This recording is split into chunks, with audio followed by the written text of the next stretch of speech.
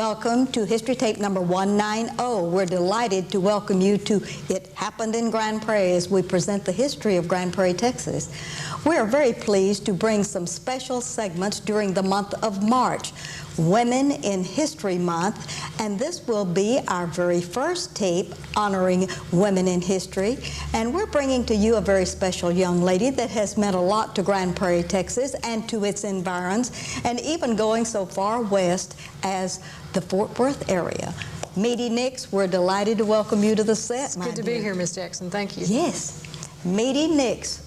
What an exciting name and what an unusual name. And let's begin our interview as we salute women in history with the possibilities in that wonderful name. How did you come by that? Well, my real name is Meady, but that was also, my mother's name is Almedia, and her nickname when she was a little girl was Meady. And but Almedia also has been in our family. My great-grandmother's name was Almedia, so it's kind of been handed down through the generations. Mm-hmm. Now that's part of our history, isn't it? Yes, oh, it that is. is a wonderful salute to history. Well, we'd like to introduce you to our viewing audience and also to let them know that you have a very meaningful past in Grand Prairie, Texas, and that's one of the reasons we thought you would be just a wonderful person to begin our Women in History Salute. Would you like to tell us about your genealogy? Establish that for us, and then we'll go from there. All right. Well, interestingly enough, I was born in Fort Worth, and now I work for the Fort Worth Star-Telegram, but our family moved to Grand Prairie when I was a couple of years old, and my grandparents were already living here. They moved to Grand Prairie in the late 1940s, and my parents decided to move over also. Grew up on the northeast side of town, went to Travis Elementary, Jefferson Junior High, and Grand Prairie High. And after I graduated from high school, I went to Howard Payne University in Brownwood, and I worked for the school for 4 years after I got out of school doing sports information and public relations work. And then I got a great opportunity to go with United Press International as a reporter. I started out there in Topeka, Kansas, and also moved to Lubbock, which was a lot of fun being in West Texas, and then took over as bureau manager in St. Louis. From there, moved to Memphis, and then I moved back to Grand Prairie when I got a job with the Dallas Times-Herald. And as we all know, part of our history, the Dallas Times-Herald folded at the end of 1991, and I got on with the Star-Telegram about a month later and have been covering Grand Prairie. Now that is some history to have been associated with a paper that was so meaningful to the Metroplex, and now it is history. But let's get back to your family. We'd like for you to name drop, especially your grandparents, their names, and anything you'd like to tell us about them. And then we'd like for you to name your parents and any brothers or sisters that you have. Okay. My grandparents were Cece and Victoria Riley, and they both have died within the last 3 years and are buried back in their hometown near Bryan, Texas. And my granddad worked for E-Systems, before that Lington Cobalt, and my grandmother was a seamstress, and she worked at a place called Erlanger's, among other names. That's a history. That's no longer in business also, and they were very nice people. They probably encouraged me to get an education. They were part of my growing up and a big part of my life. That's great. That's my maternal grandparents, the ones that lived in Grand Prairie. My mom and dad are J.C. and Almedia Nix, and they also still live in Grand Prairie. All right. Do you have any brothers or sisters? I have one sister, and some people may remember her. Her name is Carla Nix. She graduated from Grand Prairie High also, and now lives in Greenville, Texas, and she's a caseworker with Hunt County Family Services. That is wonderful. All right, now let's get back to this educational involvement. First of all, down in the Travis area, would you like to recall any special people at Travis? The principal, did you have a special teacher there? Was there anyone that just really did encourage you from the Travis area?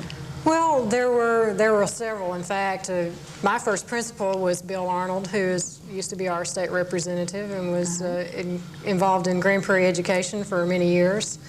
My two favorite teachers, and probably two of the best teachers I ever had who encouraged me, were Miss Marguerite Patton, who was my second grade teacher, and Mrs. McCrary, who was my fifth grade teacher at Travis. That's great. And on to Jefferson Middle School, was it then, Jefferson Middle School? Well, no, it was Jefferson Junior High when I went to school. Okay, let's hit Jefferson as we go by, because the Jefferson lines are very important to us. That's true. Well, I think Marvin Vale was the principal there for a couple of years, and Joe Jackson was an assistant principal. And probably one of the most influential teachers I had there and I believe she still teaches there, was Kay White. She was an English teacher and was very influential. And on to Grand Prairie Gopher Land, and the year you graduated, we'd like to have that and maybe some teachers or principal.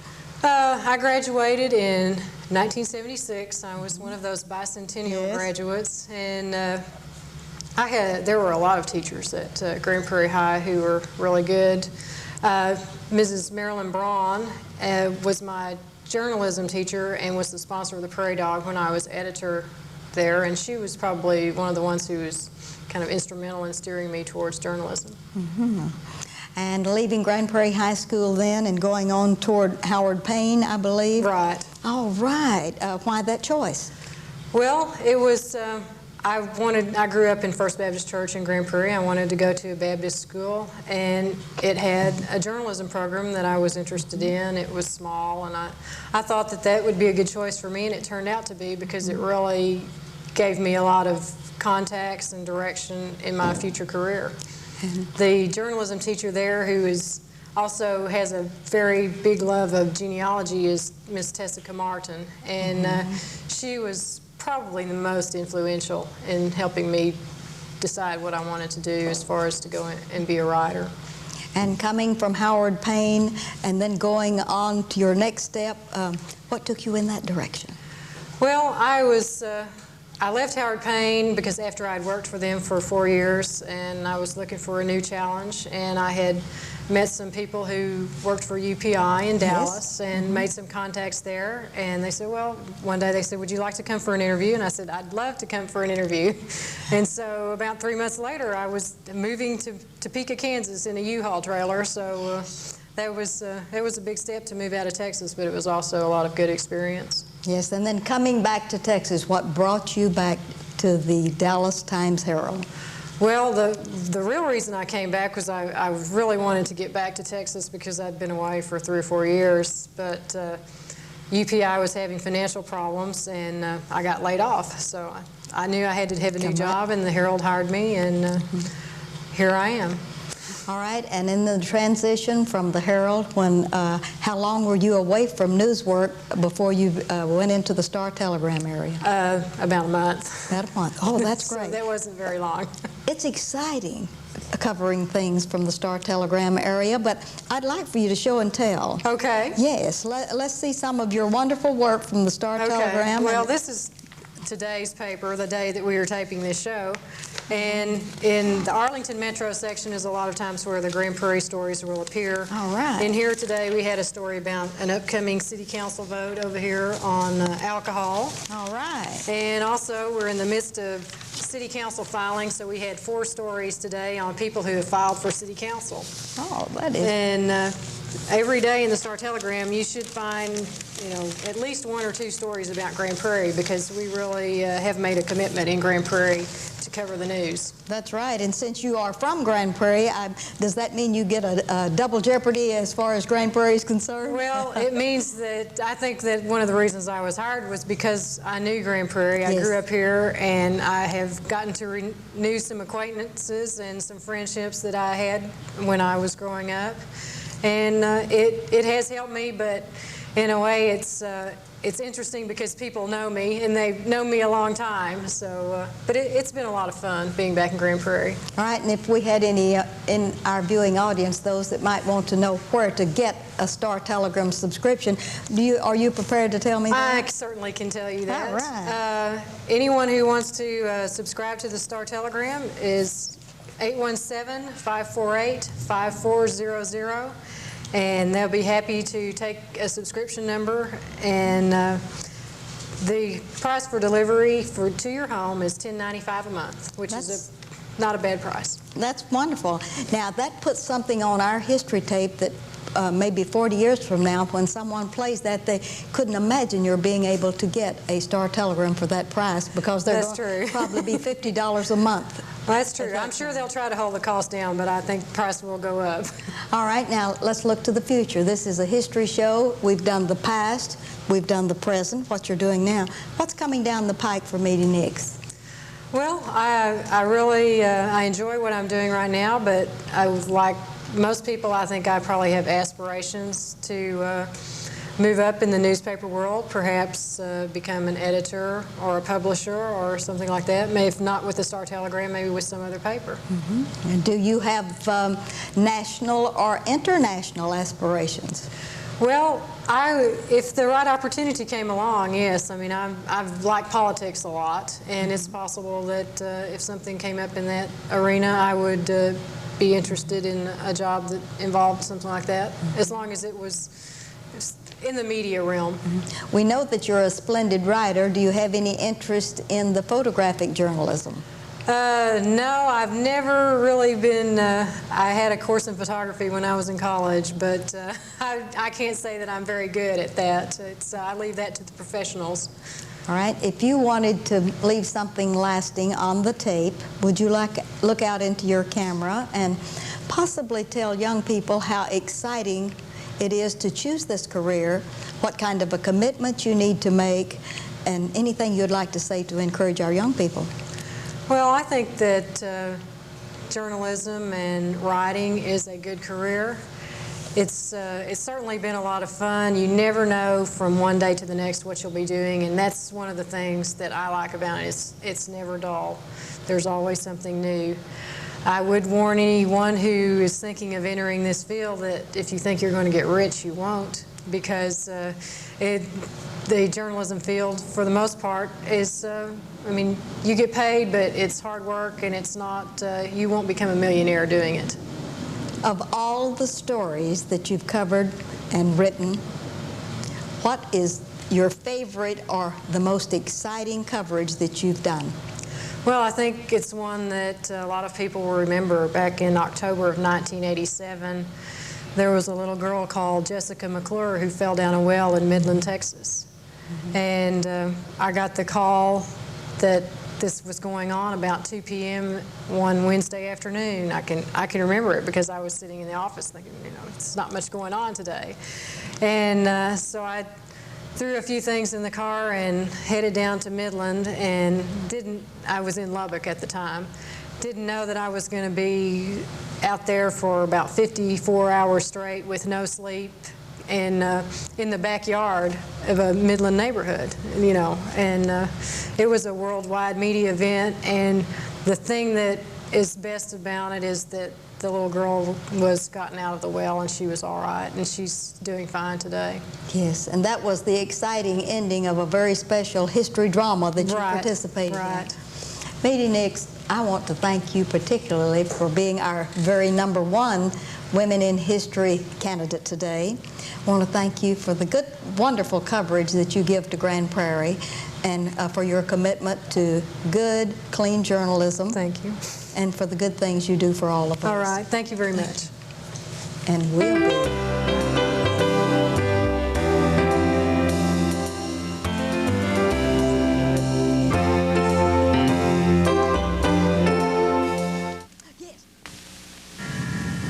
What if, instead of finding people who throw trash on our Texas highways, we sent them to have a little conversation with Mike Williams?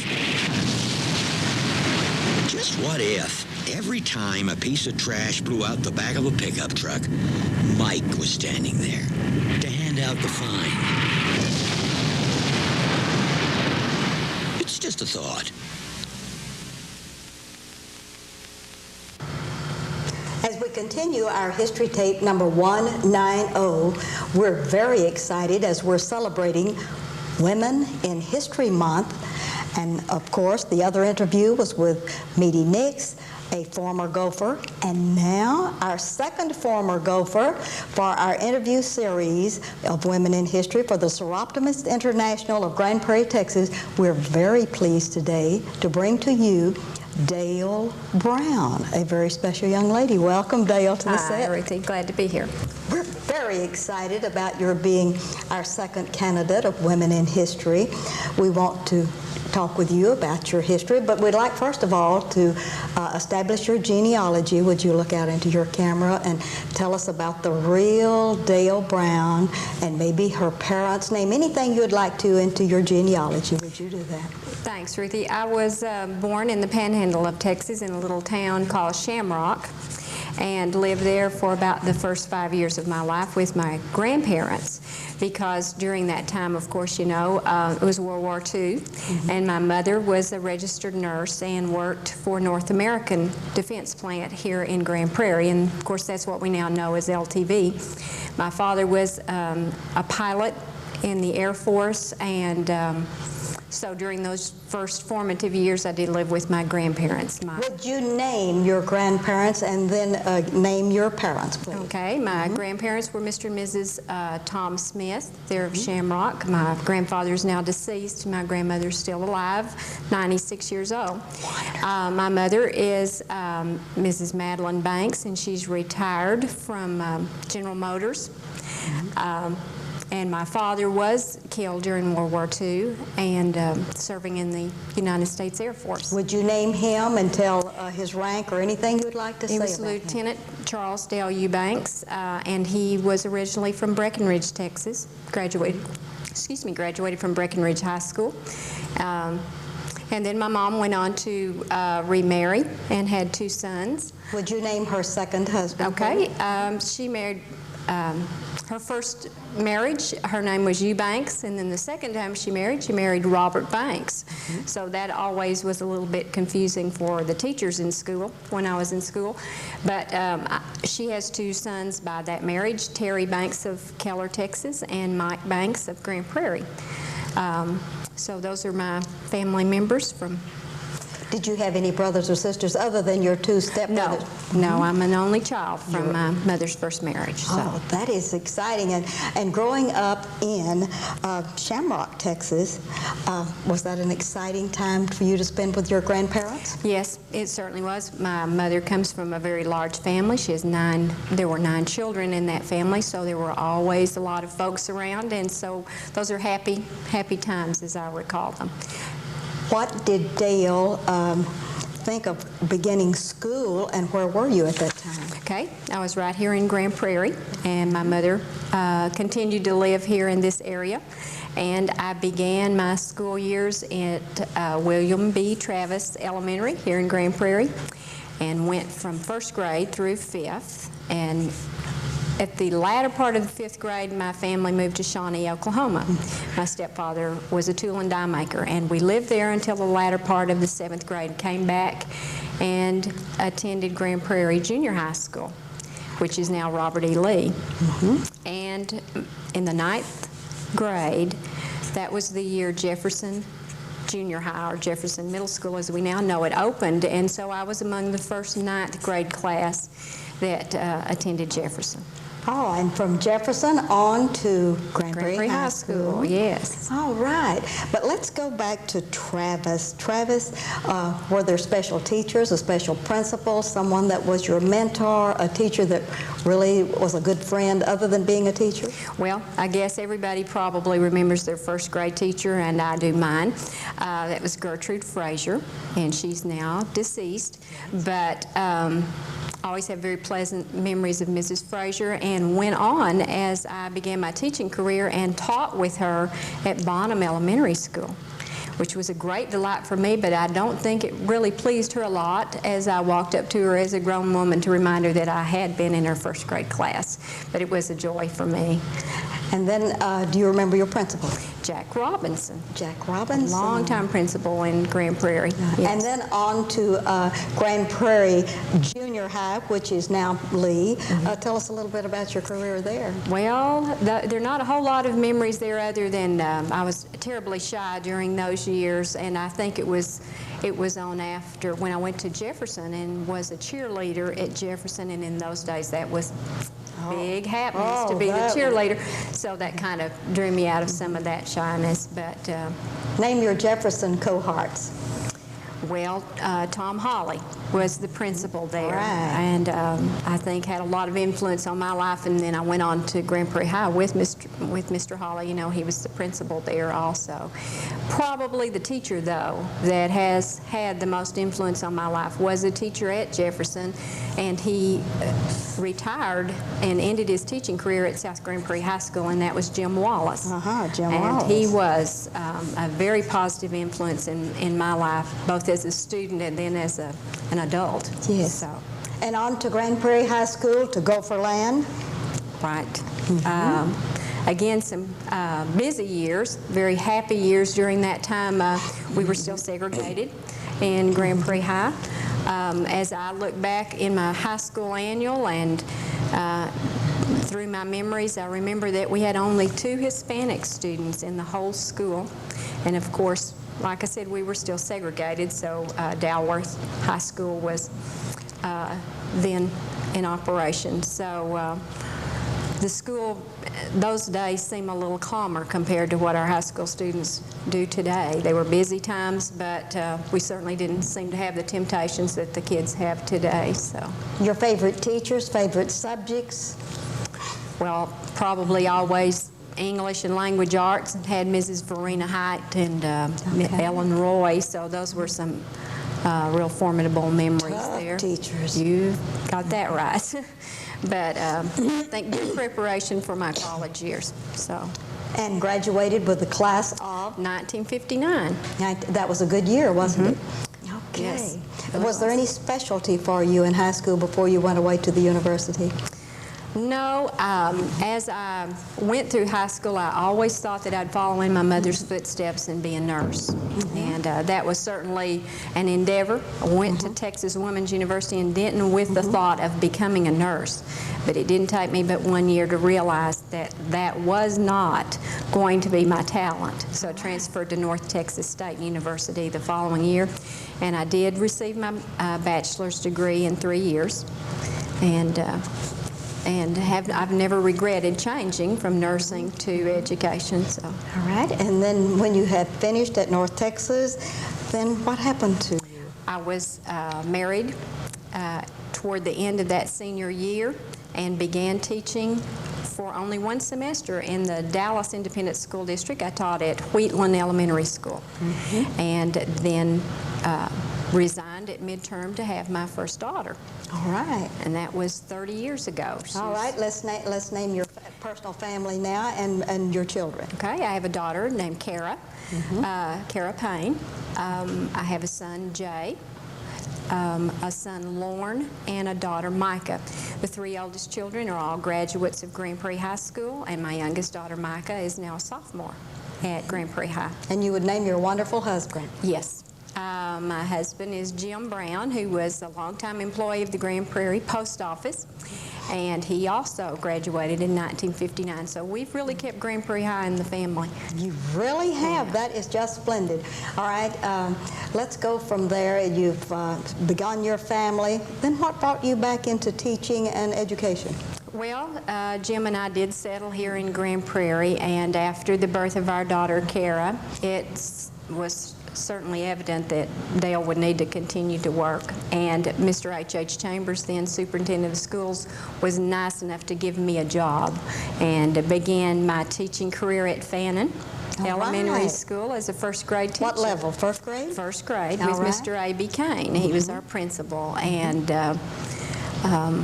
so I was there as a rookie again, even though I'd had that short time in Dallas, but really another beginning here in first grade. And spent about 3 or 4 years at Fannin, and then transferred to Bonham Elementary, where I completed the 16 years that I remained in the classroom before going into administration. And then going into administration, you became a principal of what school, first of all? In the fall of 1980, I was assigned to be the principal of Milam Elementary School, and I remained there for 11 years.